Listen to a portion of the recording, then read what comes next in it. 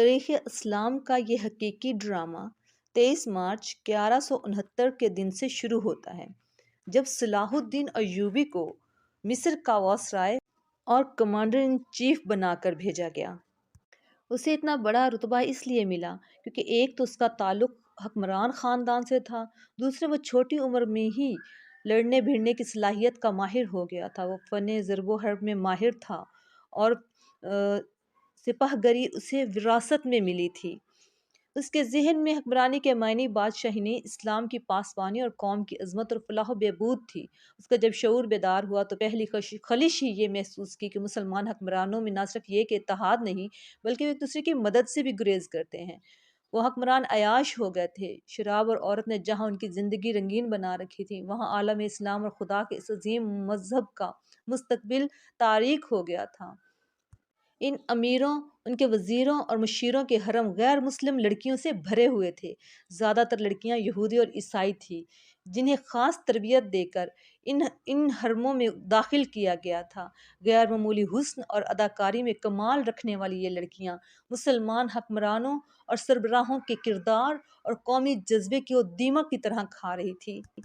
اس کا نتیجہ یہ تھا کہ صلیبی، جن میں فرنگ خاص طور پر شامل ہیں، مسلمانوں کی سلطنتوں کے ٹکڑے ہڑپ کرتے چلے جا رہے تھے، اور بعض مسلمان حکمران شاہ فرینک کو سالانہ ٹیکس یا جزیہ ادا کر رہے تھے، جس کی حیثیت غنڈہ ٹیکس کی سی تھی۔ صلیبی اپنی جنگی قوت کے رعب سے اور چھوٹے موٹے حملوں سے حکمرانوں کو ڈراتے رہتے تھے، کچھ علاقے پر قبضہ کر لیتے، تاوان اور ٹیکس وصول کرتے تھے۔ ان کا مقصد یہ تھا کہ آہستہ آہستہ دنیا اسلام کو ہڑپ کر لیا جائے۔ مسلمان حکمران اپنی رعایا کا خون چوس کر ٹیکس دیتے رہتے تھے۔ ان کا مقصد یہ تھا کہ انہیں عیش و عشرت میں پریشانی نہ ہو۔ فرقہ پرستی کے بیج بھی بو دیے گئے تھے۔ ان میں سب سے زیادہ خطرناک فرقہ حسن بن صباح کا تھا، جو صلاح الدین ایوبی کی جوانی سے 1 صدی پہلے معرض وجود میں آیا تھا۔ یہ مفاد پرستوں کا فرقہ تھا، بے حد خطرناک اور پراسرار۔ یہ لوگ اپنے آپ کو فدائی کہلاتے تھے، جو بعد میں حشیشین کے نام سے مشہور ہوئے، کیونکہ وہ حشیش نام کی ایک نشہ آور شے سے دوسروں کو اپنے جال میں پھانستے تھے۔ صلاح الدین ایوبی نے مدرسہ نظام الملک میں تعلیم حاصل کی۔ یاد رہے کہ نظام الملک دنیا اسلام کی ایک سلطنت کے وزیر تھے۔ یہ مدرسہ انہوں نے قائم کیا تھا، جس میں اسلامی تعلیم دی جاتی تھی اور بچوں کو اسلامی نظریات اور تاریخ سے بہرہ ور کیا جاتا تھا۔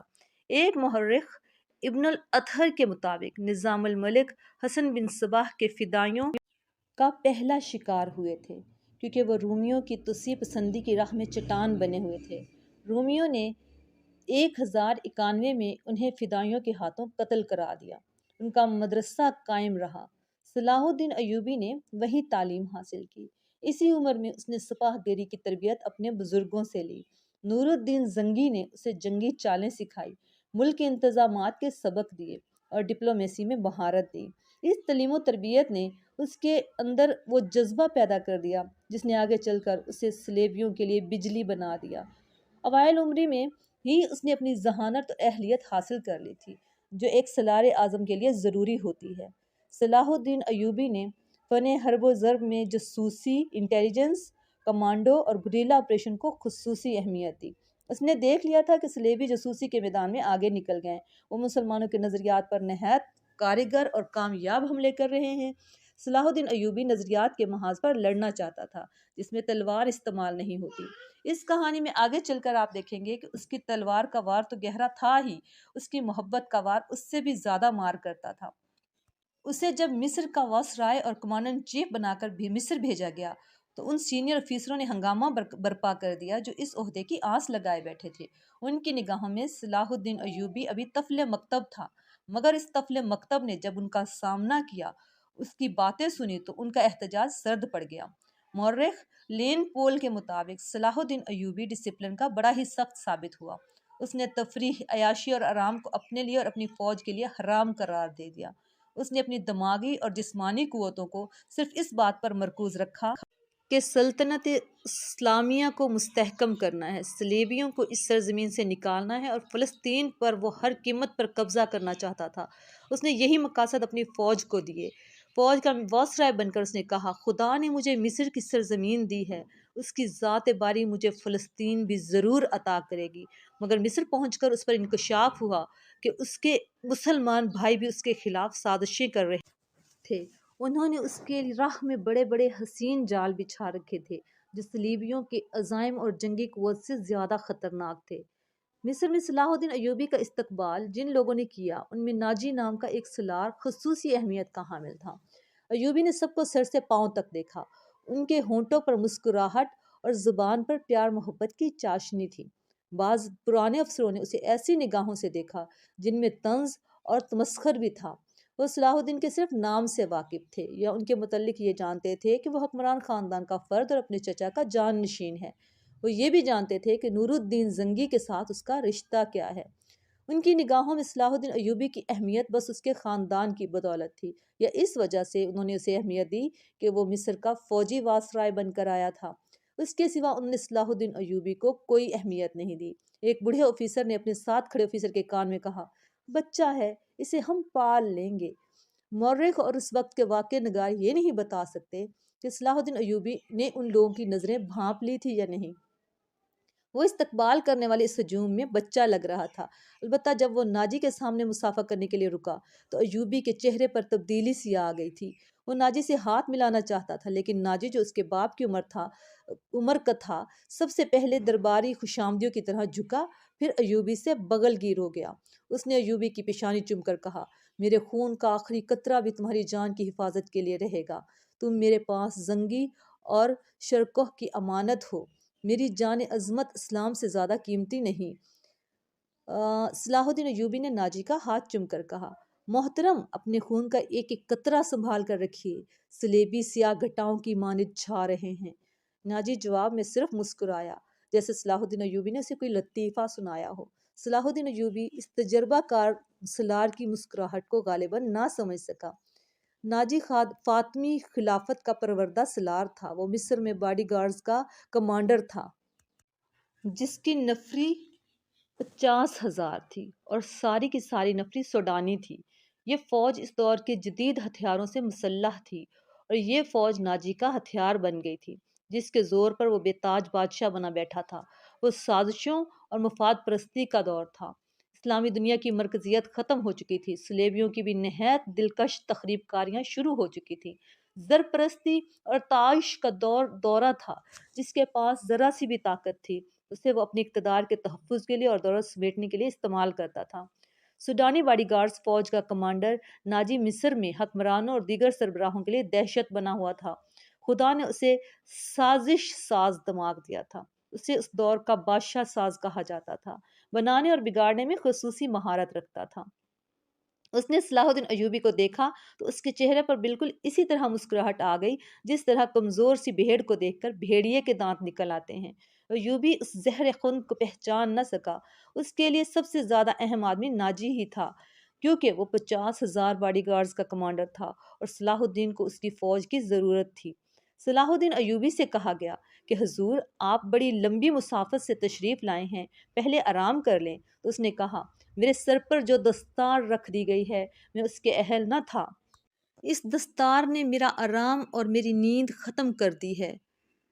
کیا آپ حضرات مجھے اسی چھت کے نیچے نہیں لے چلیں گے جہاں میرے فرائض میرا انتظار کر رہے ہیں؟ کیا حضور کام سے پہلے طعام پسند نہیں فرمائیں گے؟ اس کے نائب نے پوچھا۔ صلاح الدین ایوبی نے کچھ سوچا اور ان کے ساتھ چل پڑا۔ لمبے تڑنگے قوی ہیکل باڈی گارڈز اس عمارت کے سامنے دو رویا کھڑے تھے جس میں کھانے کا انتظام کیا گیا تھا۔ ایوبی نے ان گارڈز کے کدبت اور ہتھیار دیکھے تو اس کے چہرے پر رونق آ گئی، مگر یہ رونق دروازے میں قدم رکھتے ہی غائب ہو گئی۔ وہاں 4 نوجوان لڑکیاں جن کے جسم بے حد لچکدار، شانوں پر بکھرے ہوئے ریشمی بال اور قدرت کا سمایا ہوا حسن تھا، اس کے استقبال کے لیے ہاتھوں میں پھولوں کی خوشنما پتیاں اور ٹوکریاں اٹھائے کھڑی تھی۔ انہوں نے صلاح الدین ایوبی کے راستے میں پھولوں کی پتیاں بکھیرنی شروع کر دی۔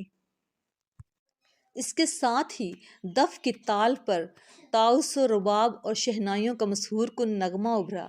ایوبی نے راستے میں پھولوں کی پتیاں دیکھ کر قدم پیچھے کر لیا۔ ناجی اور اس کا نائب اس کے دائیں بائیں تھے۔ وہ دونوں جھک گئے اور اسے آگے چلنے کی دعوت دی۔ یہ وہ انداز تھا جیسے مغل بادشاہوں نے ہندوستان میں رائج کیا تھا۔ صلاح الدین ایوبی پھولوں کی پتیاں مسلنے نہیں آیا۔ ایوبی نے ایسی مسکراہٹ سے کہا جو ان لوگوں نے پہلے کم ہی کبھی کسی کے ہونٹوں پر دیکھی تھی۔ ہم حضور کے راستے میں آسمان سے تارے بھی نوچ کر بچھا سکتے ہیں، ناجی نے کہا۔ اگر میری راہ میں کچھ بچھانا چاہتے ہو تو وہ ایک ہی چیز ہے جو میرے دل کو بھاتی ہے، صلاح الدین ایوبی نے کہا۔ آپ حکم دیں، نائب نے کہا۔ وہ کون سی چیز ہے جو حضور کے دل کو بھاتی ہے؟ سلیبیوں کی لاشیں، صلاح الدین ایوبی نے مسکرا کر کہا، مگر فوراً ہی اس کی مسکراہٹ غائب ہو گئی۔ اس کی آنکھوں سے شعلے نکلنے لگے۔ اس نے دھیمی آواز میں، جس میں قہر اور عتاب چھپا ہوا تھا، کہا، مسلمان کی زندگی پھولوں کی سیج نہیں، جانتے نہیں ہو سلیبی ہندوستان اسلامیہ کو چوہوں کی طرح کھا رہے ہیں، اور جانتے ہو وہ کیوں کامیاب ہو رہے ہیں؟ صرف اس لیے کہ ہم نے پھولوں کی پتیوں پر چلنا شروع کر دیا ہے۔ ہم نے اپنی بچیوں کو ننگا کر کے ان کی عصمتیں روند ڈالی ہیں۔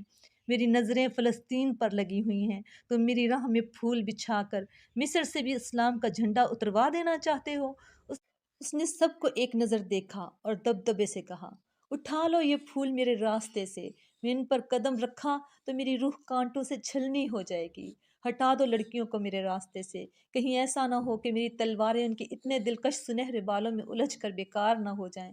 حضور کی جاہ و حشمت، مجھے حضور نہ کہو، صلاح الدین ایوبی نے بولنے والوں کو یوں ٹوک دیا جیسے تلوار سے کسی کافر کی گردن کاٹ دی ہو۔ اس نے کہا، حضور وہ تھے جن کا تم کلمہ پڑھتے ہو اور جن کا میں غلام بے دام ہوں۔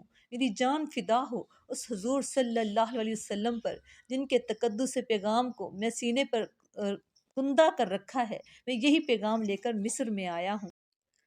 سلیبی مجھ سے یہ پیغام چھین کر بحیرہ روم میں ڈبو دینا چاہتے ہیں، شراب میں غرق کر دینا چاہتے ہیں۔ میں بادشاہ بن کے نہیں آیا۔ لڑکیاں کسی کے اشارے پر پھولوں کی پتیاں سمیٹ کر وہاں سے ہٹ گئی تھی۔ صلاح الدین ایوبی تیزی سے دروازے کے اندر چلا گیا۔ ایک وسیع کمرہ تھا۔ اس میں ایک لمبی میز رکھی تھی جس پر رنگا رنگ پھول بکھرے ہوئے تھے، اور ان کے درمیان روسٹ کیے ہوئے بکروں کے بڑے بڑے ٹکڑے، سالم مرغ اور جانے کیسے کیسے کھانے سجے ہوئے تھے۔ صلاح الدین ایوبی رک گیا اور اپنے نائب سے پوچھا، کیا مصر کا ہر ایک باشندہ اسی قسم کا کھانا کھاتا ہے؟ نہیں حضور، نائب نے جواب دیا، غریب لوگ تو ایسے کھانے کے خواب بھی نہیں دیکھ سکتے۔ تم سب کس قوم کے فرد ہو؟ صلاح الدین ایوبی نے پوچھا۔ کیا ان لوگوں کی قوم الگ ہے جو ایسے کھانوں کے خواب بھی نہیں دیکھ سکتے؟ کسی طرف سے کوئی جواب نہ آیا۔ اس جگہ جس قدر ملازم ہیں اور یہاں جتنے سپاہی ڈیوٹی پر ہیں، ان سب کو اندر بلاؤ، یہ کھانا انہیں کھلا دو۔ اس نے لپک کر ایک روٹی اٹھائی، اس پر 2-3 بوٹیاں رکھی اور کھڑے کھڑے کھانے لگا۔ نہایت تیزی سے پوری روٹی کھا کر پانی پیا اور باڈی گارڈز کے کمانڈر ناجی کو ساتھ لے کر اس کمرے میں چلا گیا جو وائسرائے کا دفتر تھا۔ 2 گھنٹے بعد ناجی باہر نکلا، دوڑ کر اپنے گھوڑے پر سوار ہوا، ایڑ لگائی اور نظروں سے اوجھل ہو گیا۔ رات ناجی کے خاص کمرے میں اس کے 2 کمانڈر جو اس کے ساتھی اور ہمراز تھے اس کے پاس بیٹھے شراب پی رہے تھے۔ ناجی نے کہا، جوانی کا جوش ہے، تھوڑے دنوں میں ٹھنڈا کر دوں گا۔ کم وقت جو بھی بات کرتا ہے کہتا ہے رب کعبہ کی قسم، سلیبیوں کو سلطنت اسلامیہ سے باہر نکال کر دم لوں گا۔ صلاح الدین ایوبی، ایک کمانڈر نے طنزیہ کہا، اتنا بھی نہیں جانتا کہ سلطنت اسلامیہ کا دم نکل چکا ہے؟ اب سوڈانی حکومت کریں گے۔ کیا آپ نے اسے بتایا نہیں یہ 50,000 کا لشکر سوڈانی ہے؟ دوسرے کمانڈر نے ناجی سے پوچھا، اور یہ لشکر جسے وہ اپنی فوج سمجھتا ہے سلیبیوں کے خلاف نہیں لڑے گا؟ تمہارا دماغ ٹھکانے ہے دروش؟ ناجی نے کہا، میں اسے یہ یقین دلایا ہوں کہ یہ 50,000 سوڈانی شیر اس کے ایک اشارے پر سلیبیوں کے پرخچے اڑا دیں گے۔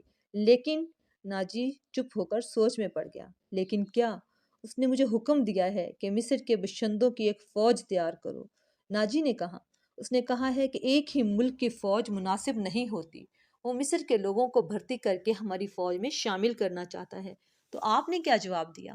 میں نے کہا، آپ کے حکم کی تعمیل ہوگی۔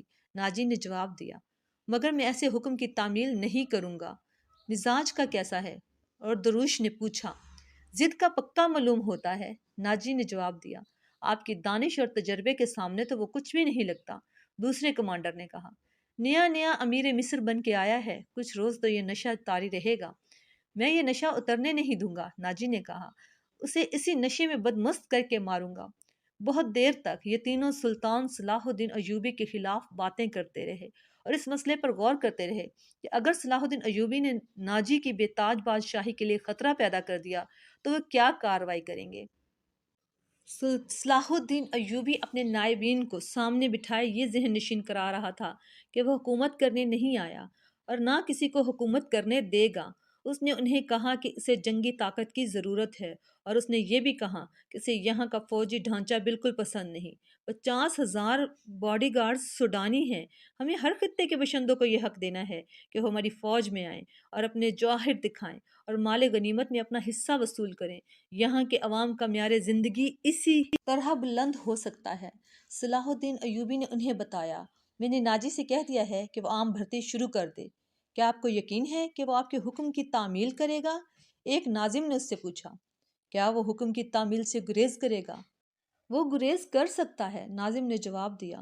فوجی اسی کے سپرد ہیں، وہ کسی سے حکم نہیں لیا کرتا، وہ اپنی منوایا کرتا ہے۔ صلاح الدین ایوبی خاموش رہا، جیسے اس پر کچھ اثر ہی نہ ہوا ہو۔ اس نے سب کو رخصت کر دیا اور صرف علی بن سفیان کو اپنے ساتھ رکھا۔ علی بن سفیان جاسوسی اور جوابی جاسوسی کا ماہر تھا۔ اسے صلاح الدین ایوبی بغداد سے اپنے ساتھ لایا تھا۔ وہ ادھیڑ عمر آدمی تھا، اداکاری، چرب زبانی اور بھیس بدلنے میں مہارت رکھتا تھا۔ جنگوں میں اس نے جاسوسی کی بھی تھی اور جاسوسوں کو پکڑا بھی تھا۔ اس کا اپنا گروہ تھا جو آسمان سے تارے بھی توڑ لاتا تھا۔ صلاح الدین ایوبی کو جاسوسی کی اہمیت سے واقفیت تھی۔ فنی مہارت کے علاوہ علی میں وہی جذبہ تھا جو صلاح الدین ایوبی میں تھا۔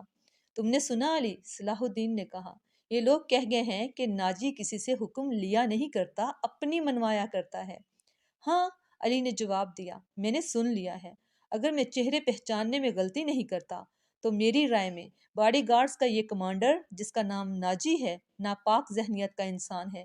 اس کے متعلق میں پہلے سے بھی کچھ جانتا ہوں۔ یہ فوج جو ہمارے خزانے سے تنخواہ لیتی ہے اور دراصل ناجی کی ذاتی فوج ہے، اس نے حکومتی حلقوں میں ایسی ایسی سازشیں کی ہیں جنہوں نے انتظامی ڈھانچے کو بے حد کمزور کر دیا ہے۔ آپ کا یہ فیصلہ بالکل بجا ہے کہ فوج میں یہاں کے ہر خطے کے سپاہی ہونے چاہیے۔ میں آپ کو تفصیلی معلومات فراہم کروں گا۔ مجھے شک ہے کہ سوڈانی فوج ناجی کی وفادار ہے، ہماری نہیں۔ آپ کو اس فوج کی ترتیب اور تنظیم بدلنی پڑے گی یا ناجی کو سبک دوش کرنا پڑے گا۔ میں اپنی صفوں میں ہی اپنے دشمن پیدا نہیں کرنا چاہتا، صلاح الدین ایوبی نے کہا۔ ناجی گھر کا بھیدی ہے، اسے سبک دوش کر کے نوکری سے ہٹا کر میں اپنا دشمن بنا لینا نہیں چاہتا، نہ ہی اس میں دانش مندی ہے۔ ہماری تلوار غیروں کے لیے ہے، اپنوں کا خون بہانے کے لیے نہیں۔ میں ناجی کی ذہنیت کو پیار اور محبت سے بدل سکتا ہوں۔ تم اس فوج کی ذہنیت معلوم کرنے کی کوشش کرو۔ مجھے صحیح اطلاع دو کہ فوج کہاں تک ہماری وفادار ہے۔ مگر ناجی اتنا کچا آدمی نہیں تھا۔ اس کی ذہنیت پیار اور محبت کے بکھیڑوں سے آزاد تھی۔ اسے اگر پیار تھا تو اپنے اقتدار اور شیطانیت کے ساتھ۔ اس لحاظ سے وہ پتھر تھا، مگر جسے اپنے جال میں پھانسنا چاہتا اس کے سامنے موم ہو جایا کرتا تھا۔ اس نے صلاح الدین ایوبی کے ساتھ یہی رویہ اختیار کیا۔ اس کے سامنے وہ بیٹھتا نہیں تھا، ہاں میں ہاں ملاتا جاتا تھا۔ اس نے مصر کے مختلف خطوں سے ایوبی کے حکم کے مطابق فوج کے لیے بھرتی شروع کر دی تھی، حالانکہ یہ کام اس کی مرضی کے خلاف تھا۔ دن گزرتے جا رہے تھے، صلاح الدین ایوبی اسے کچھ کچھ پسند کرنے لگا تھا۔ ناجی نے اسے یقین دلایا تھا کہ سوڈانی باڈی گارڈز فوج حکم کی منتظر ہے اور یہ قوم کی توقعات پر پورا اترے گی۔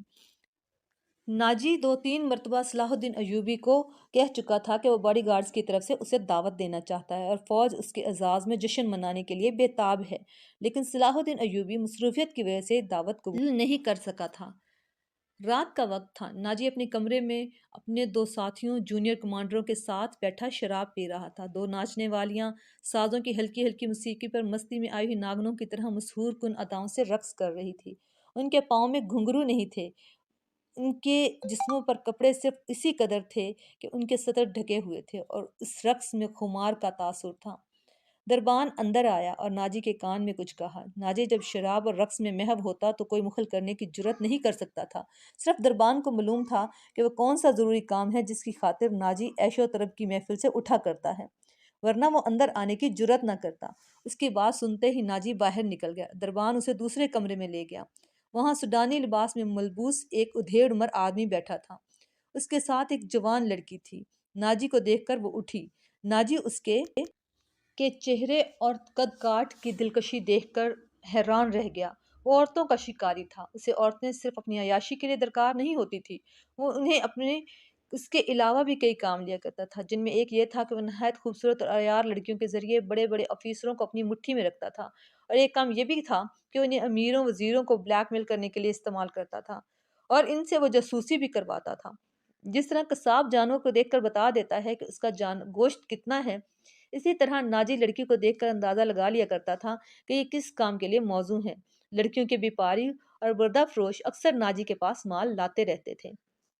یہ آدمی بھی ایسے ہی بیپاریوں میں سے لگتا تھا۔ لڑکی کے متعلق اس نے بتایا کہ یہ تجربہ کار ہے، ناچ بھی سکتی ہے اور پتھر کو زبان کے میٹھے زہر سے پانی میں تبدیل کر سکتی ہے۔ ناجی نے اس کا تفصیلی انٹرویو لیا، وہ اس فن کا ماہر تھا۔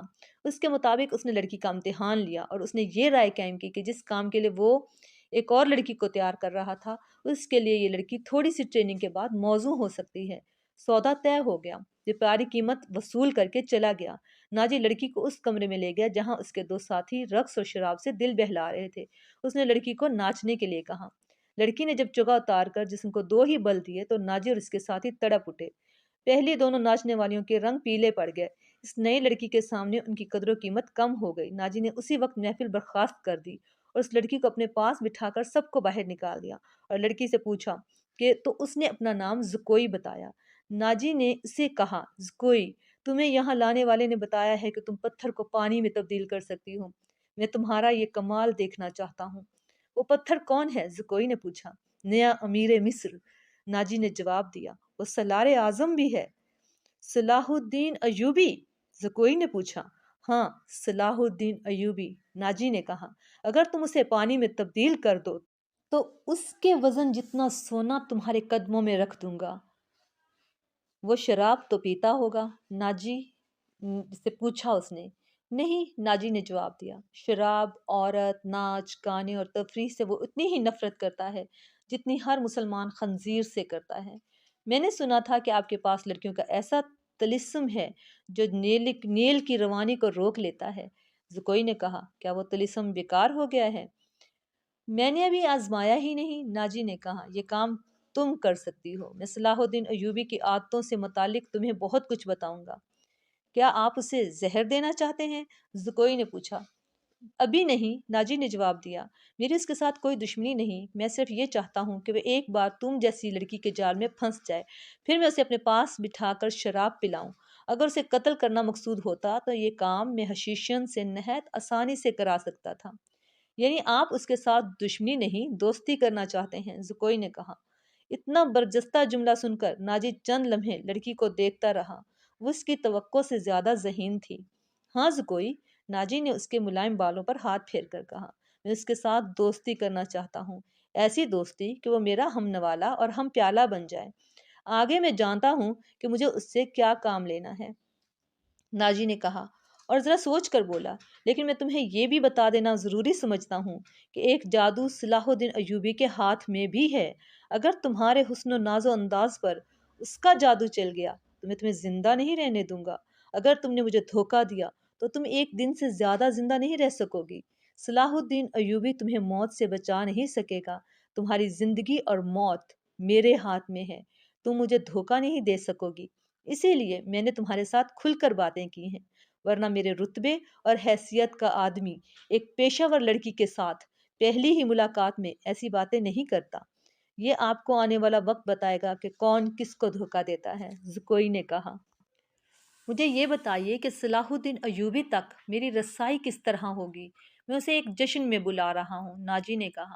اسے رات اپنے ہاں رکھوں گا اور تمہیں اس کی خوابگاہ میں داخل کر دوں گا۔ میں نے تمہیں اسی مقصد کے لیے بلایا ہے، آگے میں سنبھال لوں گی۔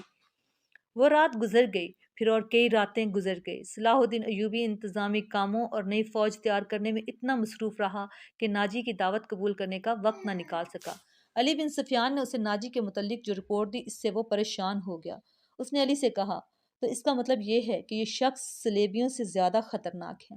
یہ ایک سانپ ہے جسے مصر کی امارت آستین میں پال رہی ہے۔ علی بن سفیان نے ناجی کی تخریب کاری کی تفصیل سنائی کہ اس نے کس طرح کس بڑے آدمی کو اپنے ہاتھ میں لیا اور انتظامیہ میں منمانی کرتا رہا، اور پھر کہا کہ جس سوڈانی سپاہ کار کا وہ سالار ہے وہ ہماری بجائے اس کی وفادار ہے۔ کیا اس کا کوئی علاج سوچ سکتے ہیں؟ صرف سوچ ہی نہیں سکتا، صلاح الدین ایوبی نے جواب دیا۔ علاج شروع کر چکا ہوں۔ مصر سے جو سپاہ بھرتی کی جا رہی ہے اسے میں سوڈانی محافظوں میں گڈمٹ کر دوں گا۔ پھر یہ فوج سوڈانی ہوگی نہ مصری۔ ناجی کی یہ طاقت بکھیر کر ہماری فوج میں جذب ہو جائے گی۔ ناجی کو میں اس کے صحیح ٹھکانے پر لے آؤں گا، اور میں یہ بھی وثوق سے کہہ سکتا ہوں کہ اس نے صلیبیوں کے ساتھ بھی گٹھ جوڑ کر رکھا ہے۔ علی بن سفیان نے کہا، آپ سلطنت عثمانیہ کو ایک مضبوط مرکز پر لا کر اسلام کو وسعت دینا چاہتے ہیں، مگر ناجی آپ کے خواب کو دیوانے کا خواب بنا رہا ہے۔ تم اس سلسلے میں کیا کر رہے ہو؟ صلاح الدین نے پوچھا۔ یہ مجھ پر چھوڑ دیں، علی بن سفیان نے جواب دیا، میں جو کچھ کروں گا وہ آپ کو ساتھ ساتھ بتاتا رہوں گا۔ آپ مطمئن رہیں، میں نے اس کے گرد جاسوسوں کی ایک ایسی دیوار کھڑی کر دی ہے جس کی آنکھیں بھی ہیں اور کان بھی، اور یہ دیوار متحرک ہے۔ یوں سمجھ لیں کہ میں نے اسے اپنے جاسوسی کے قلعے میں بند کر لیا ہے۔ صلاح الدین ایوبی کو علی بن سفیان پر اس قدر اعتماد تھا کہ اس سے اس کی درپردہ کاروائی کی تفصیل نہ پوچھی۔ علی نے اس سے پوچھا، معلوم ہوا ہے کہ وہ آپ کو جشن پر بلا رہا ہے۔ اگر یہ بات صحیح ہے تو آپ اس کی دعوت کو اسی وقت قبول کر لیجئے گا جب میں آپ کو بتاؤں گا۔ ایوبی اٹھا اور ہاتھ پیٹھ باں پر باندھ کر ٹہلنے لگا۔ اس کی آہ نکل گئی، وہ رک گیا اور بولا، بن سفیان، زندگی اور موت اللہ کے ہاتھ میں ہے۔ بے مقصد زندگی سے کیا یہ بہتر نہیں کہ انسان پیدا ہوتے ہی مر جائے؟ کبھی کبھی یہ سوچ دماغ میں آ جاتی ہے کہ وہ لوگ شاید خوش نصیب ہیں جن کی قومی حس مردہ ہوتی ہے اور جن کا کوئی کردار نہیں ہوتا، بڑے مزے سے جیتے ہیں اور اپنی آئی پر مر جاتے ہیں۔ وہ بد نصیب ہیں امیر محترم، علی نے کہا۔ ہاں بن سفیان، صلاح الدین ایوبی نے کہا، جب میں انہیں خوش نصیب کہتا ہوں تو یہی بات معلوم نہیں کون میرے کان میں کہہ دیتا ہے جو تم نے کہی، مگر سوچتا ہوں کہ ہم تاریخ کا دھارا اس موڑ پر نہ بدلا تو ملت اسلامیہ بکھر کر وادیوں، جنگلوں، صحراؤں میں کھو جائے گی۔ ملت کی خلافت 3 حصوں میں بٹ گئی ہے، امیر منمانی کر رہے ہیں اور صلیبیوں کی اعلیٰ کار بنتے جا رہے ہیں۔ مجھے یہ بھی ڈر محسوس ہونے لگا ہے کہ اگر مسلمان زندہ رہے تو وہ ہمیشہ صلیبیوں کے غلام اور اعلیٰ کار بن کر رہیں گے۔ وہ اسی پر خوش رہیں گے کہ زندہ ہیں، مگر قوم کی حیثیت سے وہ مردہ ہوں گے۔ ذرا نقشہ دیکھو علی، آدھی صدی میں دیکھو ہماری سلطنت کا نقشہ کتنا سکڑ گیا ہے۔ وہ خاموش ہو گیا اور سر جھکا کر ٹہلنے لگا، پھر رک گیا اور سر کو جھٹک کر علی بن سفیان کو دیکھا، کہنے لگا، جب تباہی اپنے اندر سے اٹھے تو اسے روکنا محال ہو جاتا ہے۔ اگر ہماری خلافت اور عمارتوں کا یہی حال رہا، صلیبیوں کو ہم پر حملہ کرنے کی ضرورت پیش نہیں آئے گی۔ وہ آگ جس میں ہم اپنا ایمان، کردار اور اپنی قومیت جلا رہے ہیں، اسی میں صلیبی آہستہ آہستہ تیل ڈالتے رہیں گے۔ ان کی سازشیں ہمیں آپس میں لڑاتی رہیں گی اور میں شاید اپنا عزم پورا نہ کر سکوں، میں شاید صلیبیوں سے شکست بھی کھا جاؤں، لیکن میں اپنی قوم کے نام پر ایک وصیت چھوڑنا چاہتا ہوں کہ کبھی وہ کسی غیر مسلم پر بھروسہ نہ کریں۔ ان کے خلاف لڑنا ہے اور لڑ کر مر جانا ہے، کسی غیر مسلم کے ساتھ کبھی سمجھوتا اور کوئی معاہدہ نہ کرنا۔ آپ کا لہجہ بتا رہا ہے جیسے آپ اپنے عزم سے مایوس ہو چکے ہیں، علی بن سفیان نے کہا۔ مایوس نہیں، صلاح الدین ایوبی نے کہا، جذباتی۔ علی، میرا ایک حکم متعلقہ شعبے تک پہنچا دو، بھرتی تیز کر دو اور کوشش کرو کہ فوج کے لیے زیادہ سے زیادہ ایسے آدمی رکھو جو جنگ کا تجربہ حاصل کر چکے ہوں۔ ہمارے پاس اتنی لمبی تربیت کا وقت نہیں، بھرتی ہونے والوں کا مسلمان ہونا لازمی قرار دے دو، اور تم اپنے لیے ذہن نشین کر لو کہ ایسے جاسوسوں کا ایک دستہ تیار کرو جو دشمن کے علاقے میں جا کر جاسوسی بھی کریں اور شب خون بھی ماریں۔ یہ جاں بازوں کا دستہ ہوگا، انہیں خصوصی تربیت دو، ان میں یہ صفات پیدا کرو کہ اونٹ کی طرح زیادہ سے زیادہ عرصہ پیاس برداشت کر سکے، ان کی نظریں عقاب کی طرح تیز ہوں، ان کی صحرائی لومڑی کی مکاری ہو، اور وہ دشمن پر چیتے کی طرح جپٹنے کی مہارت، دلیری اور طاقت کے مالک ہوں۔ ان میں شراب، حشیش وغیرہ کی عادت نہ ہو، اور وہ عورت کے لیے برف کی طرح ٹھنڈے ہوں۔ بھرتی تیز کرا دو بن سفیان، اور یاد رکھو میں ہجوم کا قائل نہیں، مجھے لڑنے والوں کی ضرورت ہے، خواہ تعداد تھوڑی ہو، ان میں قومی جذبہ ہو اور وہ میرے عزم کو سمجھتے ہوں، کسی کے دل میں یہ شبہ نہ ہو کہ اسے کیوں لڑایا جا رہا ہے۔ اگلے 10 دنوں میں ہزارہ تربیت یافتہ سپاہی امارت مصر کی فوج میں آ گئے۔ وہ ان 10 دنوں میں ناجی نے زکوئی کی ٹریننگ دے دی کہ وہ صلاح الدین ایوبی کو کون کون سے طریقے سے اپنے حسن کے جال میں پھانس کر اس کی شخصیت اور اس کے کردار کو کمزور کر سکتی ہے۔ ناجی کے ہمراز دوستوں نے زکوئی کو دیکھا تو انہوں نے بلا خوف و تردید کہا کہ اس لڑکی کو مصر کے فرعون دیکھ لیتے تو خدائی کے دعوے سے دستبردار ہو جاتے۔ ناجی کا جاسوسی کا اپنا نظام تھا، بہت تیز اور دلیر۔ وہ معلوم کر چکا تھا کہ علی بن سفیان صلاح الدین ایوبی کا خصوصی مشیر ہے اور عرب کا مانا ہوا سراغ رساں۔ اس نے علی کے پیچھے اپنے جاسوس چھوڑ دیے تھے اور اس نے علی کو قتل کرا دینے کا منصوبہ بھی بنا لیا تھا۔ زکوئی کو ناجی نے صلاح الدین ایوبی کو اپنے دام میں پھانسنے کے لیے تیار کیا تھا، لیکن وہ محسوس نہ کر سکا کہ مراکش کی رہنے والی یہ لڑکی اس کے اپنے اصحاب پر سوار ہو گئی ہے۔ وہ صرف شکل و صورت کی ہی دلکش نہیں تھی، اس کی باتوں میں ایسا جادو تھا کہ ناجی اسے پاس بٹھا کر اس کے ساتھ باتیں ہی کرتا رہتا تھا۔ اس نے ان دو ناچنے گانے والی لڑکیوں سے نگاہیں پھیر لی تھی جو اس کی منظور نظر تھی۔ 3-4 راتوں سے اس نے ان لڑکیوں کو اپنے کمرے میں نہیں بلایا تھا۔ ناجی سونے کے انڈے دینے والی مرغی تھی جو ان کے قبضے سے نکل کر زکوئی کی آغوش میں انڈے دینے لگی تھی۔ انہوں نے زکوئی کو رستے سے ہٹانے کی ترکیبیں سوچنی شروع کر دی۔ وہ آخر اس نتیجے پر پہنچی کہ اسے قتل کرا دیا جائے، مگر اسے قتل کرانا ممکن نظر نہیں آتا تھا، کیونکہ ناجی نے اسے جو کمرہ دے رکھا تھا اس پر 2 محافظوں کا پہرا تھا۔ اس کے علاوہ یہ دونوں لڑکیاں اس مکان سے بلا اجازت باہر نہیں جا سکتی تھی جو ناجی نے انہیں دے رکھا تھا۔ انہوں نے حرم کی خادمہ عورتوں میں سے ایک کو اعتماد میں لینا شروع کر دیا۔ وہ اس کے ہاتھوں زکوئی کو زہر دینا چاہتی تھی۔ علی بن سفیان نے صلاح الدین ایوبی کا محافظ دستہ بدل دیا۔ یہ سب امیر مصر کے پرانے باڈی گارڈ تھے۔ ان کی جگہ اس نے ان سپاہیوں میں سے باڈی گارڈز کا دستہ تیار کر دیا جو نئی بھرتی میں آئے تھے۔ یہ جاں بازوں کا منتخب دستہ تھا جو سپاہ گری میں بھی طاق تھے اور جذبے کے لحاظ سے اس کا ہر سپاہی مرد حر تھا۔ ناجی کو یہ تبدیلی بالکل پسند نہیں آئی، لیکن اس نے صلاح الدین ایوبی کے سامنے اس تبدیلی کی بے حد تعریف کی اور اس کے ساتھ ہی درخواست کی کہ صلاح الدین ایوبی اس کی دعوت قبول کر لے۔ ایوبی نے اسے جواب دیا کہ وہ 1 دن میں اسے بتائے گا کہ وہ کب دعوت قبول کر سکے گا۔ اس کے جانے کے بعد صلاح الدین ایوبی نے علی بن سفیان سے مشورہ کیا کہ وہ دعوت پر کب جائے۔ علی نے اسے مشورہ دیا کہ اب وہ کسی بھی روز دعوت قبول کر لے۔ دوسرے ہی دن صلاح الدین ایوبی نے ناجی کو بتایا کہ وہ کسی بھی رات دعوت پر آ سکتا ہے۔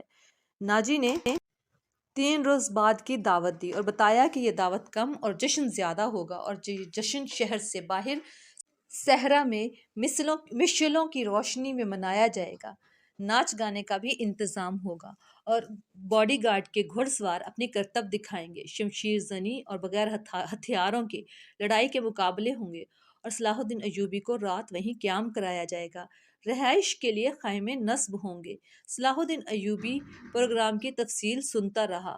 اس نے ناچ گانے پر بھی اعتراض نہ کیا۔ ناجی نے ڈرتے جھجکتے کہا، فوج کے بیشتر سپاہی جو مسلمان نہیں یا جو ابھی نیم مسلمان ہیں کبھی کبھی شراب پیتے ہیں۔ وہ شراب کے عادی نہیں، وہ اجازت چاہتے ہیں کہ جشن میں انہیں شراب پینے کی اجازت دی جائے۔ آپ ان کے کمانڈر ہیں۔ صلاح الدین ایوبی نے کہا، آپ چاہیں تو انہیں اجازت دے دیں، نہ دینا چاہیں تو میں آپ پر اپنا حکم نہیں چلاؤں گا۔ امیر مصر کا اقبال بلند ہو، ناجی نے غلاموں کی طرح کہا۔ میں کون ہوتا ہوں اس کام کی اجازت دینے والا جس کو آپ سخت ناپسند کرتے ہیں؟ انہیں اجازت دے دیں تاکہ جشن کی رات ہنگامہ آرائی اور بدکاری کے سوا سب کر سکتے ہیں۔ صلاح الدین ایوبی نے کہا، اگر شراب پی کر کسی نے ہلا گلا کیا تو اسے سخت سزا دی جائے گی۔ یہ خبر جب صلاح الدین ایوبی کے سٹاف تک پہنچی کہ ناجی صلاح الدین ایوبی کے اعزاز میں جو جشن منعقد کر رہا ہے اس میں ناچ گانا ہوگا اور شراب بھی پی جائے گی، اور صلاح الدین ایوبی نے اس جشن کی دعوت ان خرافات کے باوجود قبول کر لی ہے، تو سب حیرت سے ایک دوسرے کا منہ دیکھنے لگے۔